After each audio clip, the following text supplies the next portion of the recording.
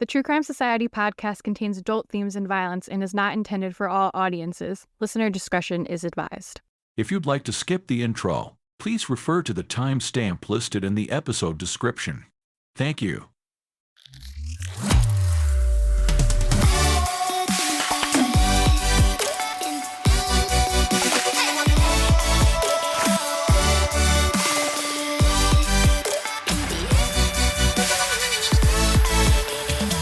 What's up, guys? Welcome back to another episode of the True Crime Society podcast with Stephanie and Olivia. It's August 31st right now.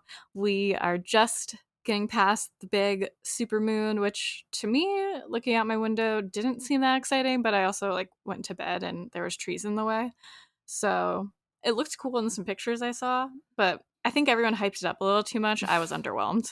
I didn't actually see it. I feel like it was cloudy here and then I just went to bed. So I didn't see it. Yeah, I was PMSing, so I was being emotional yesterday. And I was telling my parents that I'm mad that they're going to be eventually moving to North Carolina and that it's quite rude of them to not stay here forever to be with me. So I was literally crying about it for no reason besides hormones. And then my mom was basically shut up and go look at the moon. So I went and looked out my window and I was like, I don't even see it, okay? Nice try at deflection. Yeah. But I feel like for full moons, people haven't been too crazy, but definitely a mild I was going to crazy. say the opposite. I reckon maybe it's just, and I'm just thinking mainly about online, what I've seen online. Everyone's crazy. True. I've been avoiding the internet because I was PMSing and tired. So, but in real life, it's been okay. I feel like during these times is when the internet gets the worst because people feel more comfortable to say whatever they want on the internet without any fear of repercussion. Whereas in real life, you're not ever going to go up and say these things to anyone's face. So they maybe seem less crazy face to face, but more crazy online. Yeah, the internet's awful. This week, even though I wasn't on, I tried to be offline a little more the last 2 days. I was reading my dumb little fantasy books. But there's a few times where I looked at comments on articles, which is always a mistake, where I was just I've totally lost my faith in humanity. People are so fucking mean about the dumbest shit. Such haters. So miserable. No compassion. What is life? I think everyone's just extra bitter these days. I know. And I think it's just shitty people like that are the ones that comment. Because I'm a nice person, but I'm not commenting on these articles because of the fear of getting harassed by the shitty people. So I know it's kind of just a little microscopic view of the shitty people of the world. But still, what is happening? Fun times. Yeah, so what's going on with me? Oh, and for the people who listened to last week, if you were surprised by my AI-generated timestamp disclaimer, you're welcome. Because I'm sick of the people who don't want to hear the chat telling me that they hate the chat and me being we have a timestamp. So I thought that was the best way to just get it out to everyone so that the people who don't want to hear the little 10 minutes of chat don't have to. And the people who do will listen. So I like him. I think we should leave him in. I was going to record a new just disclaimer and include that, but I just kept forgetting to do it. And when I edit, I don't always have my microphone. So I was oh, let me just try this. But a bunch of people have said they think it was funny. So maybe I'll just leave him. I think his AI voice name was Graham. We love Graham. Yes, we do. So I went to the fair that I talked about. For those dying to know, it was fun. I had some good food. I had some street corn. I got some toffee, lots of beef jerky, empanadas. What else did I have? I had a frozen cheesecake on a stick dipped in that cherry shell. It was really good, but it was big. And just walking around with it, it got so dense I couldn't even finish it, which is such a shame because I fucking love cheesecake. But yeah, it was fun. And then we got the toffee and all the nuts and all that stuff. We brought it home. And I'm a toffee monster. I used to not like it when I was younger, but it was more I don't think I ever even had it, but when you're younger, stuff like that, you thought of just that's something that adults like, so I'm not gonna like it. You know what I mean? I thought it was a grandma candy, peanut brittle. But then I started having it and I was this shit is crack. And I would not stop eating it. I wake up in the morning and have a little piece like a psychopath. It's so good too because you really only need a tiny little bit because it's so sweet. Oh my god, it's so good. But yeah, it's all gone already. Especially so with my hormones being out of control. I was like, this is my girl dinner. Have you ever had Scottish tablet? No, I don't even know what that So is. that is kind of like, it's like a fudge toffee type thing. My husband loves it. Like that, if anywhere I go and I see it's actually called tablet for sale, he's like, buy it, buy it. So I always buy it for him. But again, you just break off a tiny little piece. It's so sweet, but it's very delicious if you ever see it. Definitely sounds like a grandma candy. Child me would not approve. I'll have to be on the lookout. Yes, definitely. And what's going on with you? You have your party coming? Party coming 1 week to go. So I've been checking the weather. The weather's looking all right, hopefully. Some say rain, but it seems warm. So as long as it's warm, that's fine. But yeah, other than that, not much. I was just saying it's first day of spring here, but my older daughter has woken up sick. So that's a good start to the new season.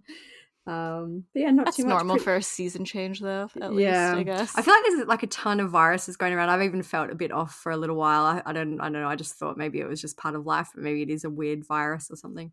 Yeah, but other than that, not too much. Pretty quiet till this week, and then hopefully just warming up, getting more.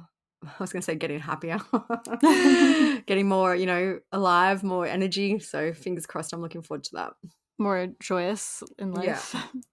Yeah. Yeah, I'm ready for fall here. I know we say this every episode. You're ready for warm. I'm ready to be out of the warm. Yeah. Because even it's finally about to be September here, which I know in my head it doesn't even get really cold here till November. But even next week in September, it's going to be like in the 90s. I'm sick of it. I'm sick of the shit. I think at this week they're expecting it to be almost in the 90s here. So that's like a few days after the real end of winter. It's crazy. Yeah, I'm ready for fall weather. I almost bought at the store today. Do you guys have those, probably the little slice and bake like Pillsbury cookies that have like the little pictures on them? No, well, we have like the sugar cookies. Yeah, ours come in like a log, like we have both. Yeah, so the only ones I've ever really seen are kind of the log where you slice it yourself and then put them on the tray. Yeah, those ones, they had them at the store today, and they were pumpkins and ghosts. I literally took it and put it in my cart because I love those stupid little cookies. And I was like, it's still summer, and I put it back. Next time. I know, all the fall stuff. You were saying that there's Christmas stuff out already. I haven't seen Christmas stuff yet, but... I feel like I was talking to someone else. I posted it on my Instagram, and someone, like a lady from Australia, messaged me. She's like, it's always after Father's Day. Like, this was a week ago that I saw it. So, I don't know. They're going wild. Like, and I know that we don't have Halloween or Thanksgiving here, so essentially kind of Christmas is the next big thing. But over the last years, Halloween has been getting bigger. So I thought maybe it would be like a Halloween section, but it's not. It's Christmas. Santa, they got decorations, giant Santas. I'm like, oh my god. I remember we used to always say it was immediately the day after Halloween, especially when I worked in the mall. That was when stores would start putting out like their holiday stuff, like the pre-holiday stuff. And I think Santa like came to the mall pretty soon after Halloween. Definitely, because after Thanksgiving, I feel like would be late for the mall. I feel like Santa usually doesn't arrive till like the 1st of December or whatever, like the closest weekend to the 1st of December is. Maybe it was like right after Thanksgiving here, but the mall was already in pre-holiday phase 1 right after Halloween. Because for us, Halloween is like pretty massive because basic bitches, like me included, we love some Halloween decor and being spooky. So that's a big one too. But yeah, I'm ready. I'm ready for some fall candles, pumpkin stuff. I did get a pumpkin spice latte and pumpkin iced coffees already. I didn't wait for the actual fall for that. So. It's so funny because pumpkin stuff is really not a thing here. Like, right. I don't even know if you can buy tin. Like, you can buy fresh pumpkins, but I don't know if you can buy tin. I've never seen tin pumpkin unless it's in like an international section of the supermarket. International. I'm pretty sure that like pumpkin flavored drinks are not, like, maybe if you went like and the thing is too, we have hardly any Starbucks. We used to have tons, and then I don't know, years and years ago they shut down most of them. So in Sydney there's a couple, there's a few here and there, so maybe there you could get pumpkin stuff, but like I feel like 90% of cafes and stuff would have no pumpkin options. It's funny because it's the same thing with coconut. I don't love actual coconut or actual pumpkin. Like, I don't really like pumpkin pie or things like that, but coconut flavored things and pumpkin flavored things like the coffees and stuff like that I like, but I don't want any pumpkin pie or anything like that. And coconut, the flakes, That's why I don't like the texture of the Oh my coconut God. I love flakes. coconut. Like I'll always pick like a coconut chocolate or, coconut shrimp or something like that. I love it. I like that. I can deal with it. Maybe I'm getting better with coconut because I do like coconut shrimp. Like the ones in my wedding were so fucking good. Not to bring that up again. And like Samoa cookies, I like. But sometimes I just, bleh, I don't like. I don't like it. All right. It's funny because one of the mean comments we got, not mean, like they don't really hurt my feelings, was someone being like, we don't need to hear what you guys ate. And I'm like, do we really talk about what we ate that much? But here But we are then again. we'll get the opposite and people will be like, I love hearing what you eat. Yeah. But just funny because that one I looked at like 2 days ago and I was like, we don't talk about food that much. Excuse me. All right. I'm sorry. My life revolves around snacks. Clearly, that's all I talked about this whole time. The fair snacks and, Oh my God, yeah. and the fall snacks. I'm going out tomorrow night too for like a banquet, a beautiful Asian banquet. I've been looking forward to it ever since we booked it in. I can't wait. Like, we only have so much to look forward to in life. The Just world give is us in our small shambles. wins. Yeah. Let us have our fucking little snacks and little treats without shame. Let us know your favorite treats, everyone. We'd love to discuss. All right. Anyways, enough chaos.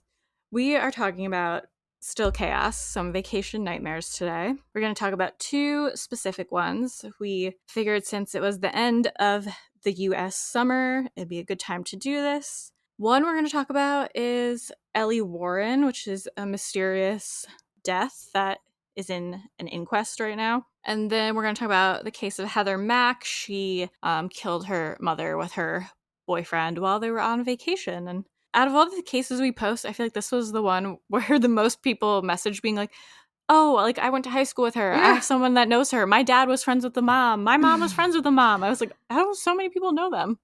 Yeah. It is a wild case. Like I always Yeah. kind of knew the basics, but when I started looking into it, I'm like, wow, there's a lot going on there. Even the aftermath is crazy. Yeah. All right, so let's start with Elly Warren. So she was a 20-year-old Australian woman, and she died in Mozambique, which is in Africa, in 2016. And an inquest is currently being held into her death because a lot of people think that she could have been murdered. So Cover up, maybe. Yeah, like a cover-up, a lot going on. For adventurous young backpackers, Tofo on Mozambique's spectacular coast is a must-visit destination. But 2 years ago, 20-year-old Australian Elly Warren was found dead in the off-the-beaten-track paradise, her body callously discarded near a toilet block. Since then, it's been a living hell for her family in Melbourne, and made worse because detectives in Mozambique seemed more interested in ignoring the homicide than investigating it. Their attitude infuriated Elly's dad Paul so much, he decided to travel to Africa in the hope of uncovering vital clues. His journey is heartbreaking and bittersweet, but as you'll see, he succeeds. Where are you from? Australia. Australia. 20-year-old Elly Warren lived for adventure. Like so many young Aussies, she had an insatiable desire to see the world and meet new people. Hi, Horace.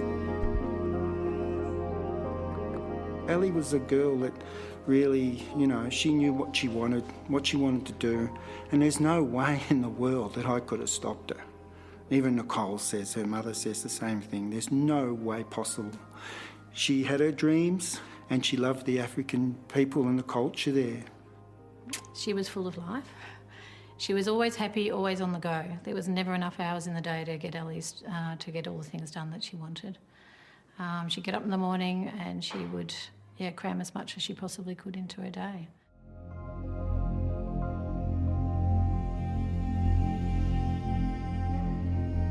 But when Elly set off on her latest trip to Mozambique in 2016, her divorced parents, Paul and Nicole, could never have imagined it would be her last.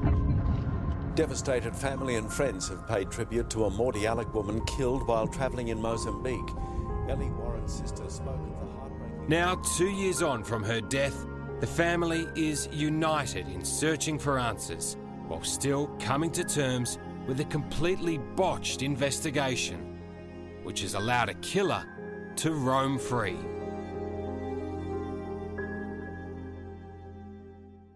Elly was born and raised in Victoria, Australia, and she attended Parkdale Secondary College. She had plans to study marine biology at James Cook University.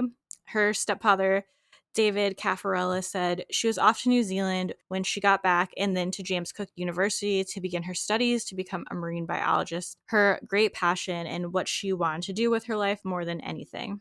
Elly has been described by friends as outgoing, loud, and curious about everything.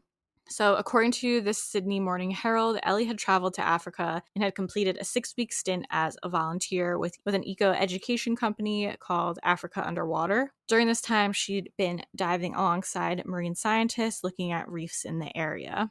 Another marine biologist named Allison said any chance Elly got to don a wetsuit and jump into the cage with the white sharks, she was there. Enthusiastic and ready, even if the water was cold and the visibility was bad. She also said she was so excited to head to Mozambique and meet the mantas and the whale sharks. The last contact I had from Elly was a messenger post gushing with excitement to tell me about how beautiful Mozambique was and how happy she was to be there.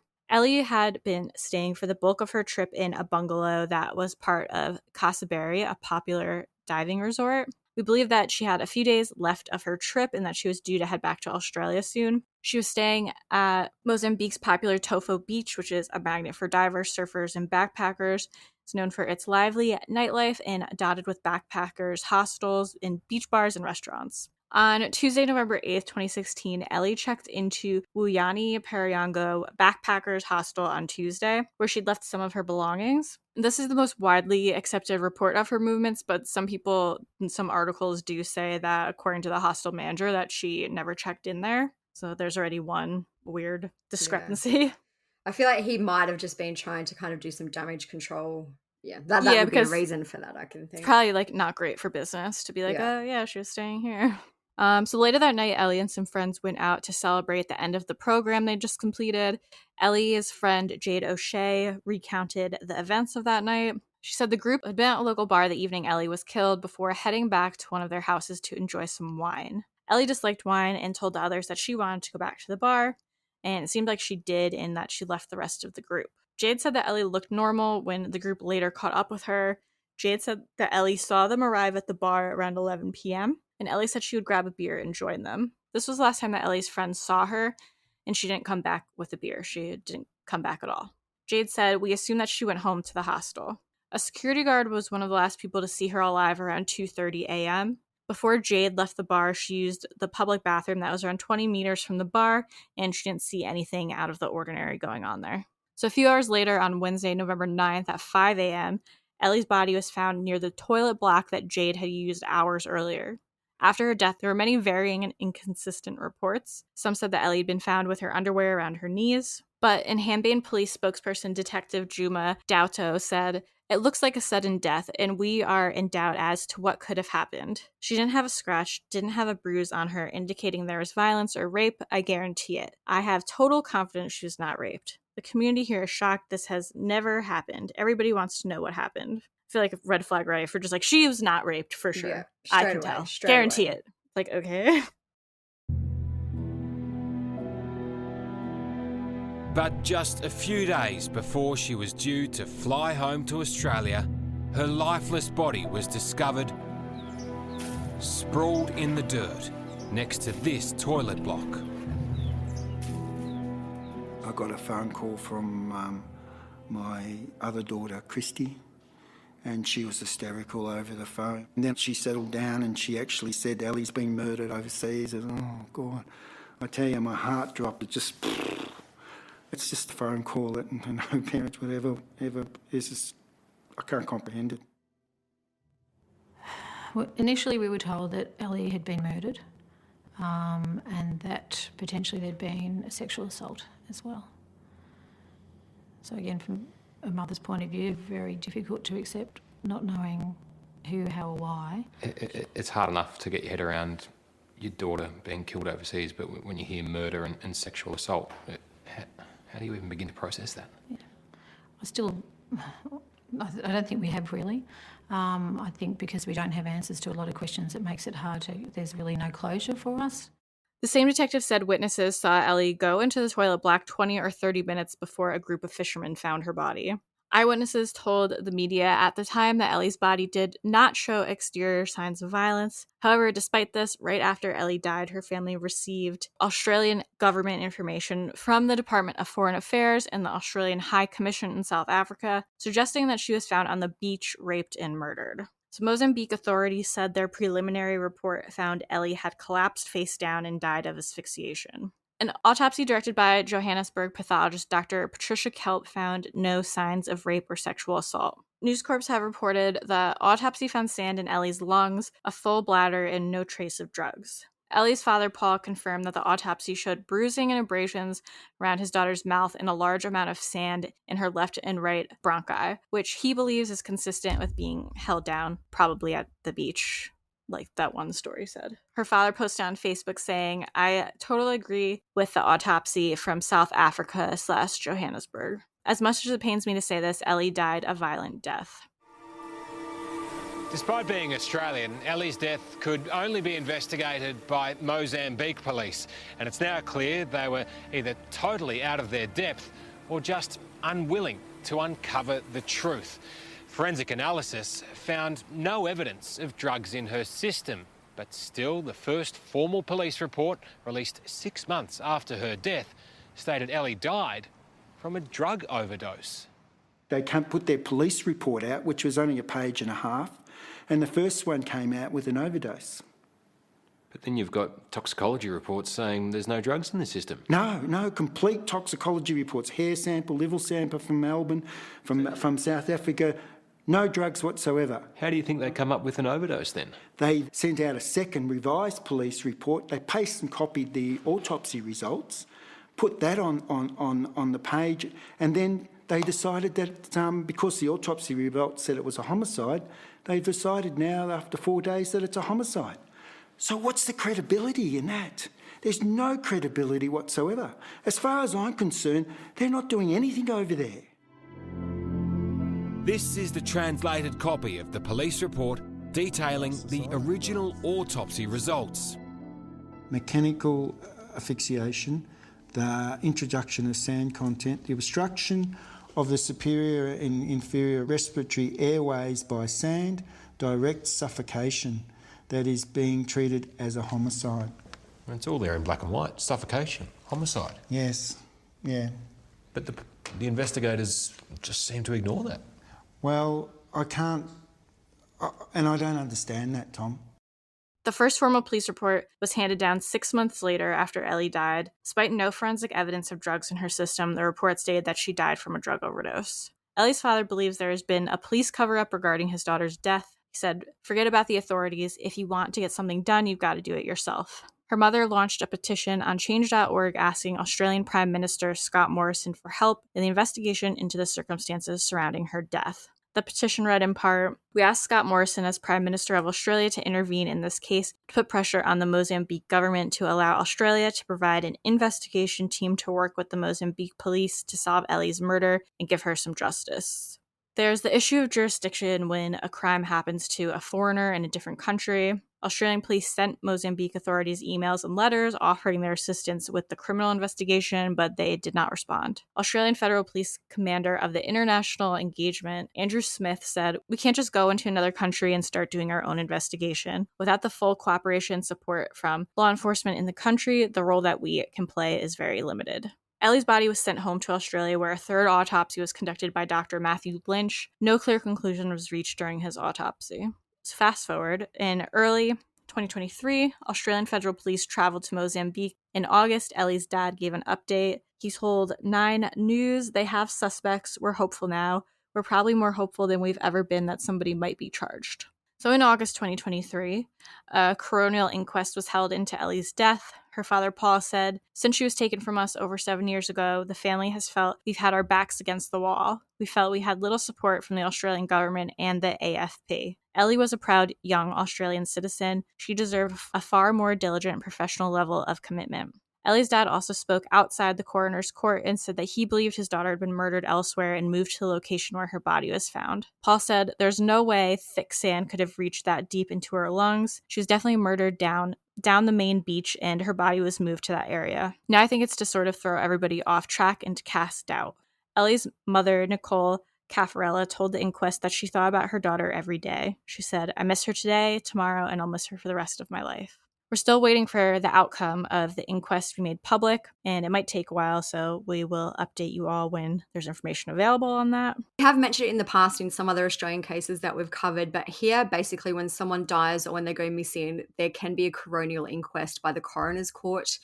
And that is basically where they investigate to determine, this is from the website, to determine the identity of the deceased and the date, place, manner, and cause of death. So it's kind of like, I often wonder really what the point of this is, because many, many times they'll come back and say undetermined, and these hearings can go on for months and months and months. And essentially, often it doesn't really change a lot of things in terms of the legal process. Like in Elly's case, even if they find this is a homicide, I don't really know if anything much will happen from it. I guess for the family, it's validation that their loved one, either is still missing in some cases or did pass away for a certain reason. They can make recommendations based on the findings. So what I mean by that is, for example, if someone dies in a jail or if someone dies in a hospital, they can recommend ways to change procedures and protocols so that that kind of death doesn't happen again. I just don't really, apart from the validation for Elly's family that maybe she did die via homicide, I don't really think that there will be much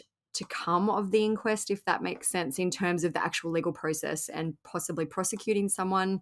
I just feel like it won't happen because of the inquest. The main thing to come for Elly's case will be her cause and manner of death. Yeah, because they only have so much to go off of. Yeah.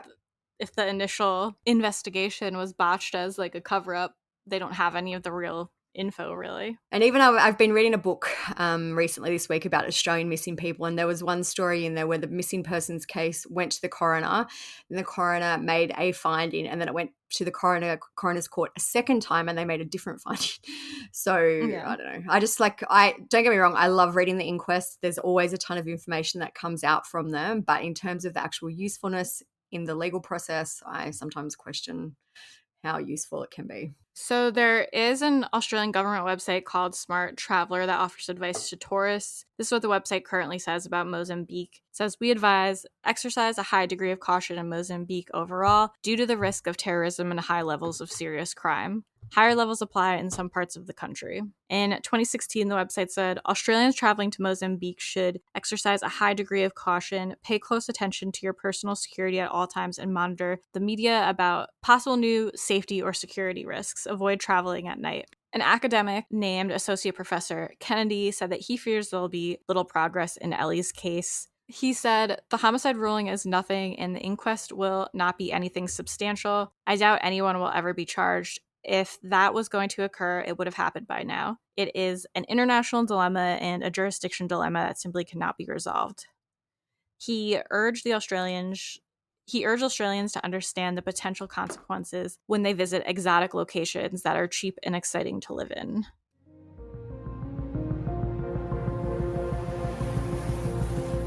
Tofo lies on the Mozambique coast, a 20-minute drive from the local airport of Inhambane. This country is still feeling the effects of a brutal civil war, so tourism here is a much-needed source of revenue. I arrived here last night, and this is the first morning, and this place has really got it. It's a magical place, and I can understand why Elly would really love it here. It's not hard to see why people would want to come here. It's beautiful.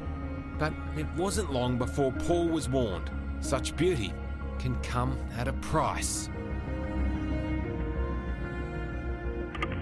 embassy need to know that you're around.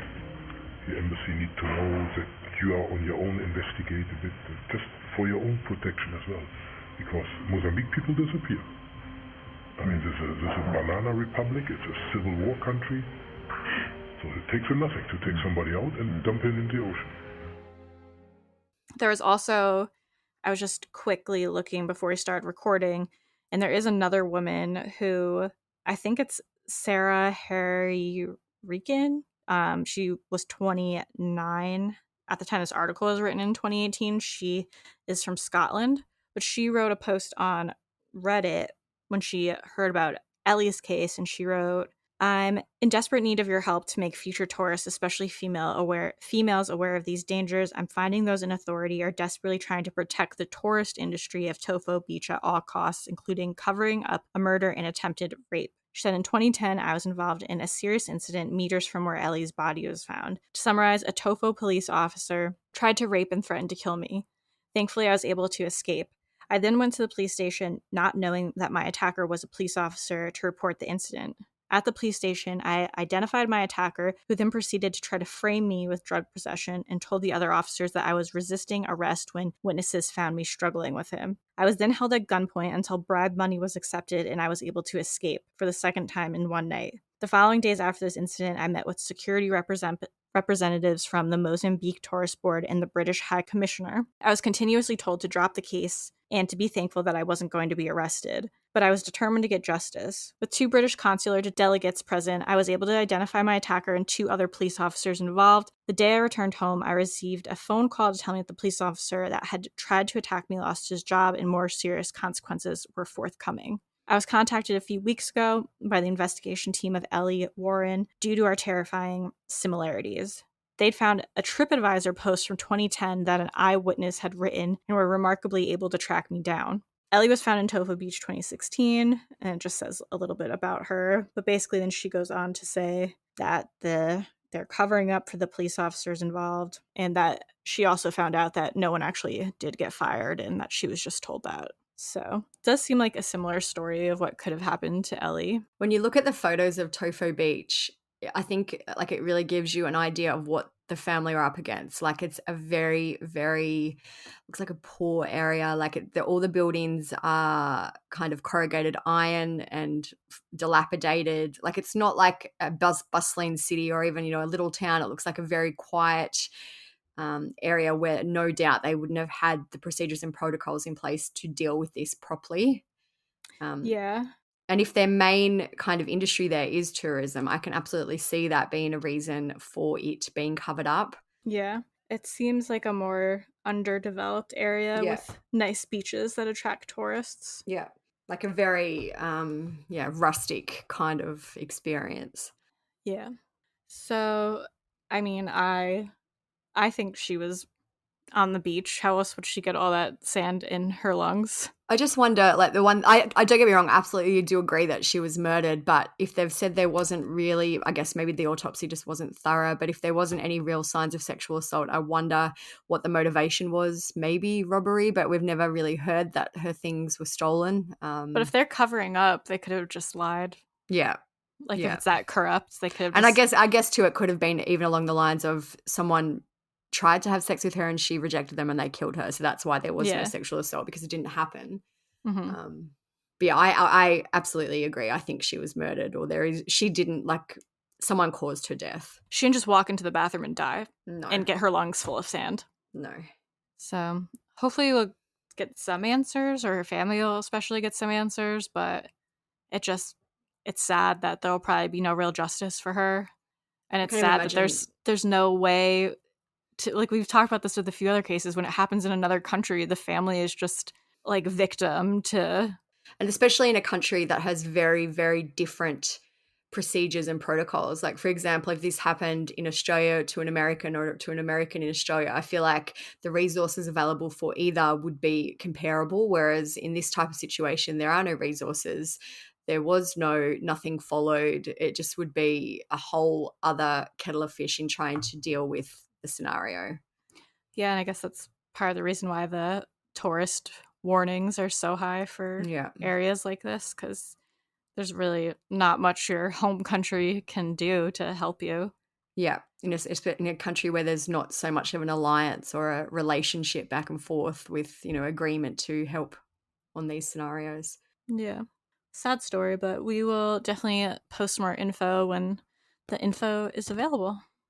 That one was suggested by one of our Patreons as well. So if you have any other suggestions, definitely let us know, either on our Instagram or Patreon, and we can definitely look into them ongoing. Yeah, I've never heard of her before. Neither had I, to be honest. Even being an Australian, apparently her case has been on 60 Minutes, which you might be able to put some clips in and things like that. So it is quite a relatively high profile one, but for some reason I just hadn't heard too much about it before we started looking into it. Yeah, I'm definitely going to keep up with it and see if any more info comes out.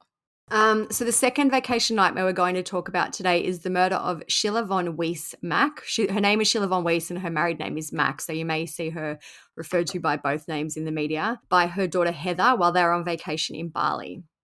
Jalan in the jail. She's among the world's most infamous young female killers.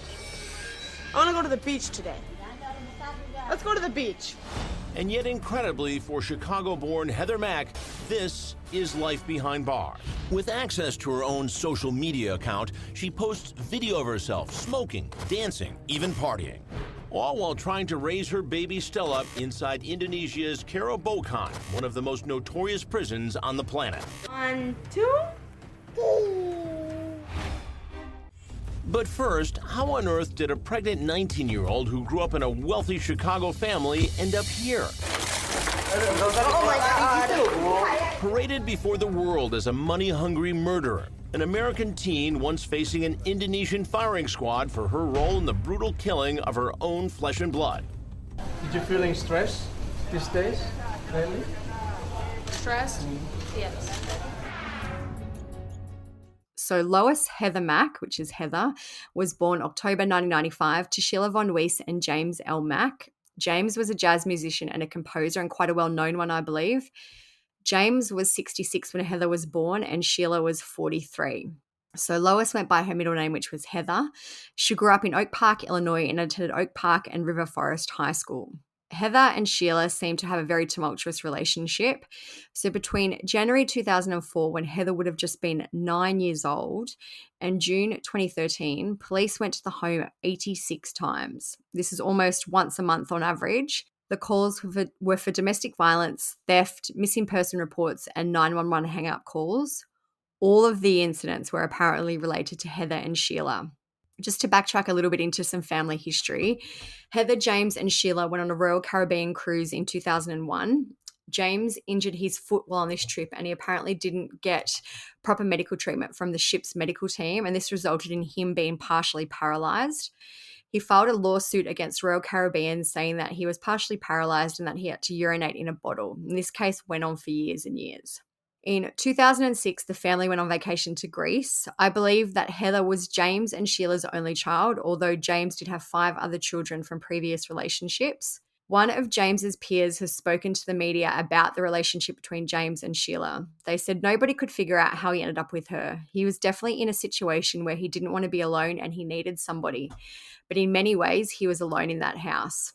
That was from one of James's colleagues called Melvin Williams. Melvin also said that Sheila discouraged her husband from socializing with their adult children and their families. So, it seems like they were quite isolated, the 3 of them. Sheila wouldn't let him see his other children, apparently. So it seems like a very kind of like a pressure cooker situation. Neighbours of the family have also spoken. Georgia Parcham, who was a neighbour, said Sheila was a lovely, charming woman and that she encouraged Georgia to enroll in literature courses at the University of Chicago. The Macks apparently also held parties involving artists and friends. On the vacation that they went to in Greece, James died on August 6, 2006 in his hotel room from a pulmonary embolism. In the decade after her dad's death, perhaps understandably, Heather began acting out more and more. I felt that Heather, after her father died, began to slowly see her mom as a bit of a competitor for attention. As she got into middle school, she was becoming, very defiant and not wanting to listen to any rules. And Sheila and I had many, many talks, and I said, there's a reason the term troubled teen is out there. But did Heather's troubles go beyond that of a normal teen? She started skipping school, hanging out with a rougher crowd, and even began stealing large sums of money from her own mom. What did Sheila tell you about what was going on behind closed doors? Well, she told me that she was being abused by Heather. I mean, she was constantly being attacked physically, and Heather had an explosive temper. I mean, there's no question about that. She would erupt at the slightest provocation. In fact, over a 10-year period, police were called here on reports of domestic violence more than 80 times. She would bite Sheila. She would hit her, and it To was the point of bruising. Sheila sustaining serious injuries? Well, Heather pushed her one time in the bathroom, and she fell and broke her arm. So this is just kind of the background into this family and their events and, you know, what kind of led up to this whole situation. In January 2010, Heather allegedly punched Sheila in her broken ankle, which, oh God, that would be painful. And Sheila accused her at the time of stealing $1,000. In February 2011, Heather broke Sheila's arm and disabled the phone so that Sheila couldn't call for help. In December 2011, Heather was arrested at age 16 for domestic battery, aggravated battery, and battery charges, all involving violence against Sheila. Heather was found guilty of battery and was ordered to attend counselling with a focus on anger management. So some of the incidents between Heather and Sheila have been made public, and they include Heather biting, punching, and hitting her mother. In the one incident, Sheila broke her arm while defending herself against Heather, and Sheila told police repeatedly that Heather needed counselling because she had mental health issues. So the reason that we kind of brought up the Royal Caribbean lawsuit was that in 2011, which was 10 years after James got his injury, a settlement was reached. After legal fees, Sheila received around $340,000 and James's estate got $500,000. So despite prior to his death, around 5 days before, he had apparently written a will and left his whole estate to Heather. Despite this, though, the $500,000 was awarded to Sheila. In November 2012, Heather bit Sheila and left a bruise, and police became involved in the incident, but Sheila refused to let officers photograph her injury. So this is years and years and years, this kind of abuse between the two went on. It sounds exhausting. When Heather was a senior at Oak Park High, she began dating Tommy Schaefer, who was 2 years older than her. Tommy was a real winner. He was an unemployed rapper known as Tommy EXX or Tommy X. I don't know how you say it. Anyway, whatever. Doesn't really matter. Sheila did not approve of their relationship, not surprisingly, and she ended up selling their home and moving Heather and herself to the Gold Coast in Chicago to get away from Tommy. Despite this, Heather became pregnant at least twice by Tommy. She had 2 abortions, and Sheila was seeking to obtain power of attorney over her to enforce a third one. They were waiting on final blood work to determine if Heather was really pregnant when Sheila booked both of them, as in herself and Heather, a vacation to Bali. Doesn't really seem like great timing to me, but maybe they just needed to get away. So Sheila flew herself and Heather first class to Bali, just as a cost that would be, I would estimate, over $20,000. Oh my God. Just for those flights. They arrived on August 4 and stayed at a hotel in Seminyak before they moved to the St. Regis Hotel in Nusa Dua on August 9. So I had a look at this hotel. It's still in existence. It looks unbelievable. And now I'm getting all ads for it. So that's very disheartening. This is a review I read. It said, an absolute breathtaking experience as last stop on our honeymoon in Bali. We've not experienced luxury like it before, and I truly hope we will again. The restaurants, the beach, the lagoon, the setting, all of it was superb, and I'd recommend every aspect. And then it kind of goes on into how amazing the service was. Like, this is a true luxury hotel. The hotel's current rates appear to be around $10,000 a week for 2 people just in like a normal room. So, oh wow, it does look nice. I just looked. Yeah, it looks beautiful. I'm jealous. And the thing is too, Bali is, like, I'm generalizing because obviously there are beautiful hotels like this, but you can go to Bali and stay in a beautiful place generally for very cheaply. Like, there's beautiful villas and other hotels that are quite cheap. So to actually be spending that much money in Bali, it would be unbelievable. Yeah, like they didn't have to spend this much money to go to Bali. Mm-hmm. After Sheila and Heather arrived in Bali, Heather stole Sheila's credit card and booked a $12,000 business class flight to Bali for Tommy. So this is why I'm estimating that their flights would have been $20,000. If they're paying $12,000 for one business class, I'm assuming a return flight, their flights would have been more. So Tommy arrived in Bali 2 days after Heather and Sheila checked into the St. Regis. On the night of his arrival, there is CCTV of him arguing with Sheila in the hotel lobby. It's kind of a little bit iffy as to what actually happened, but I'm assuming at some point they ended up back in one of the hotel rooms, and Tommy ended up beating Sheila to death with the metal handle of a fruit stand. Once Tommy finally landed in Bali, the endgame began. Police reports indicate that there was then a flurry of text messages between Heather and Tommy, basically trying to map out how this murder was going to play out. Heather and Tommy were text messaging back and forth after Sheila and Heather had gone back to their suite. Initially, though, as these texts reveal, the plan was for Heather to kill her mother herself. Tommy writes, "Try your best. Can you whack her in the head with a big-ass pole?" Mack responds, "Can you?" Tommy, "Yes, come in the hallway right now." Heather, too dangerous not to do it. G, you have to come in. Tommy, here I come. At one point, Tommy brings a fruit bowl, a glass fruit bowl with a metal handle, to the room. The very one used to beat the life out of Sheila. It's believed that once he came into the suite, Tommy hid in the bathroom while Heather waited for the right moment, still texting as she did. Plan, Heather asks. Tommy responds, she's so awake, I gotta hit her.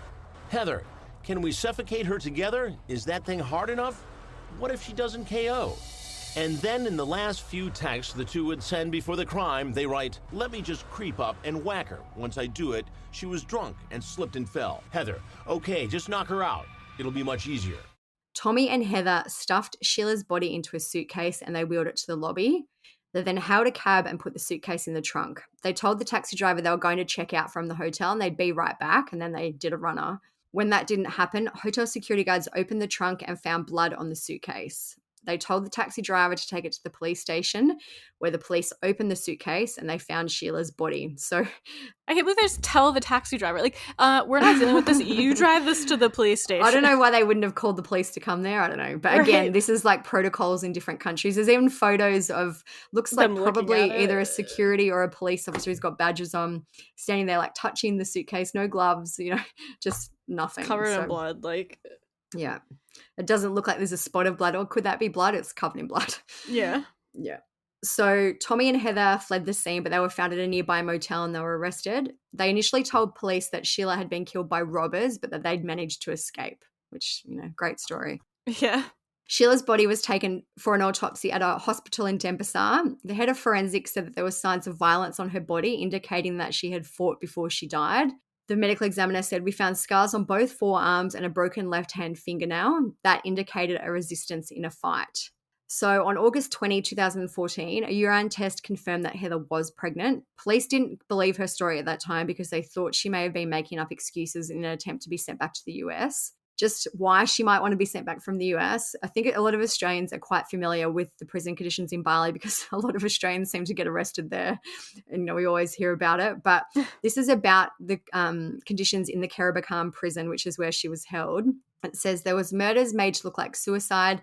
There was corruption of the prison that allocates $1 per day per prisoner. There were wild sex nights where men paid for sex workers to enter the prison and prisoners would take turns, cheered on by the guards. The men share a squat toilet, usually blocked with feces and stinking out the cell. Poor locals will spend months locked in this cell without being let out once. One man was in prison there for 12 months over an unpaid bill where his wallet was stolen. This man said his wallet and phone was stolen while in Bali, and a dispute over the unpaid bill led to his arrest.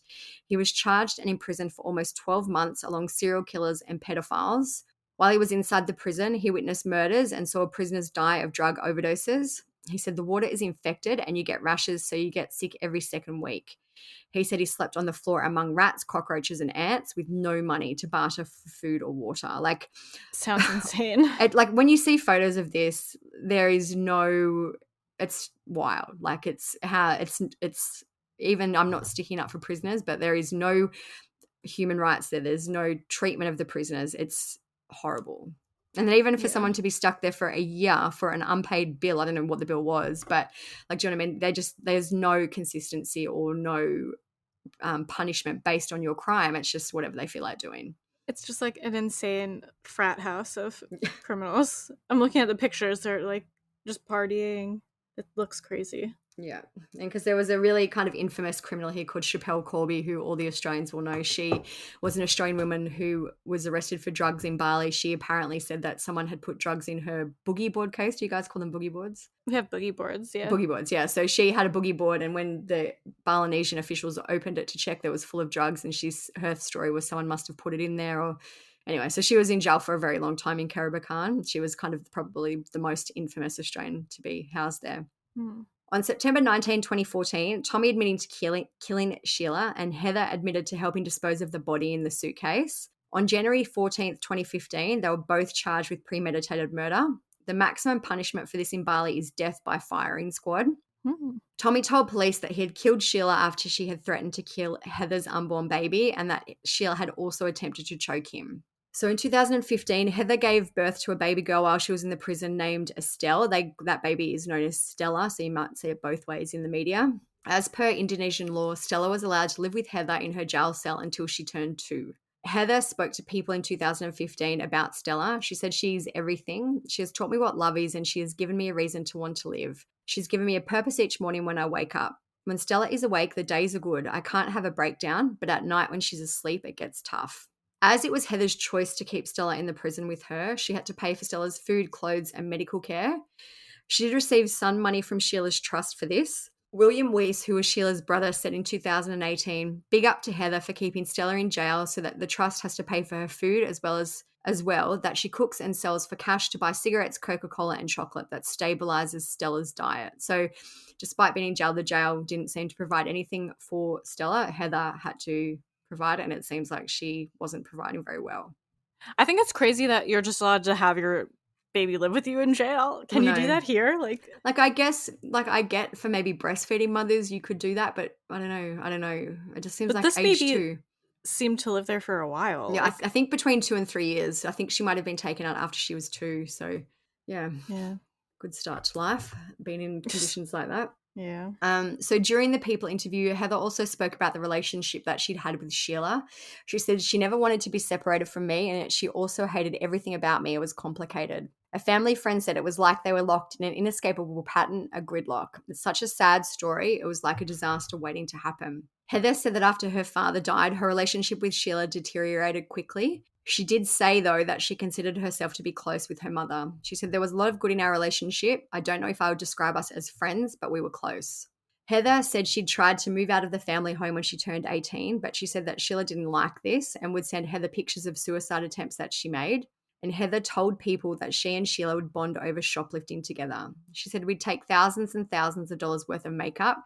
She told me no one would expect a kid to do that and have me steal it while she distracted the clerk. I wanted to make her happy, so I'd just do it." Heather also spoke about how her mother encouraged violence. She would egg Heather on by saying, hit me," repeatedly until she did so. And she also said that the whole time they were in Bali, her mother was drunk and was taking prescription pain pills.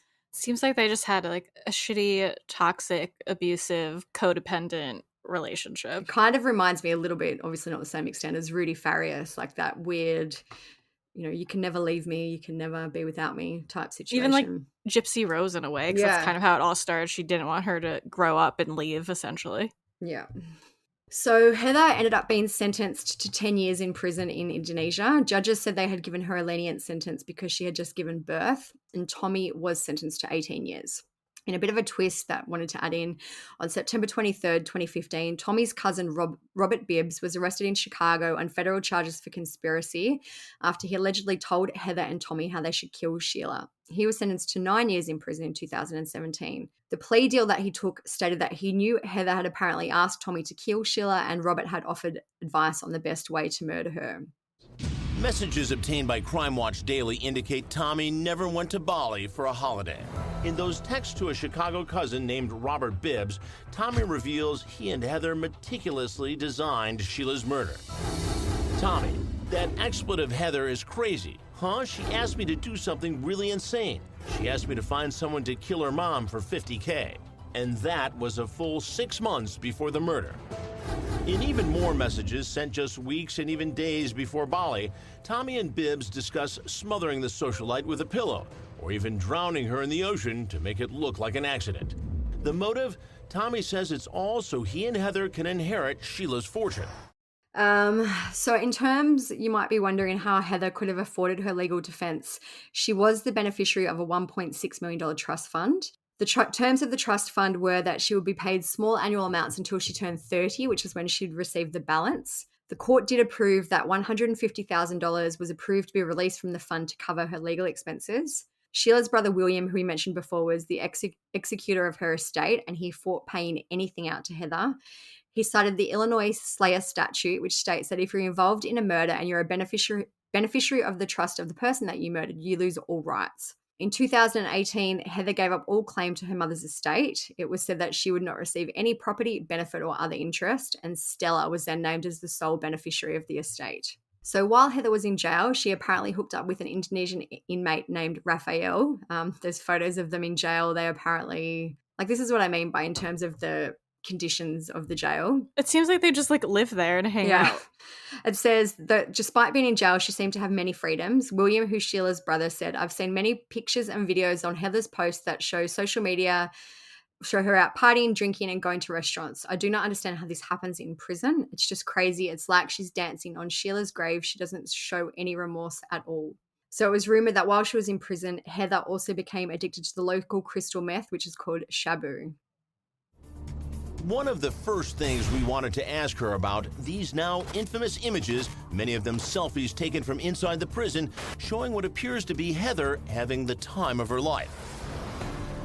A lot of people might look at you, Heather, and say, this is a young woman, a young killer, they might say, with too many freedoms. It's been reported that you spend your days partying, that you're caught up in a salacious lesbian threesome in there, and basically you've got everything that you could want on the outside. Is there any truth to that? I don't party. How would I party in a prison? You know, sometimes I listen to music, but I don't spend my days partying. I spend my days taking care of my daughter. They're just, I don't know, it's wild. It's like the Wild West. Yeah, I can't decide if it's a good place to be in prison or a bad place, because the conditions you described before are horrific and scary, but she's just like living her best life, it seems. She looks pretty good. Like, she looks happy. She's got like the shorts and a tank top on. She's cuddling Raphael. She's cuddling with her partner. Yeah.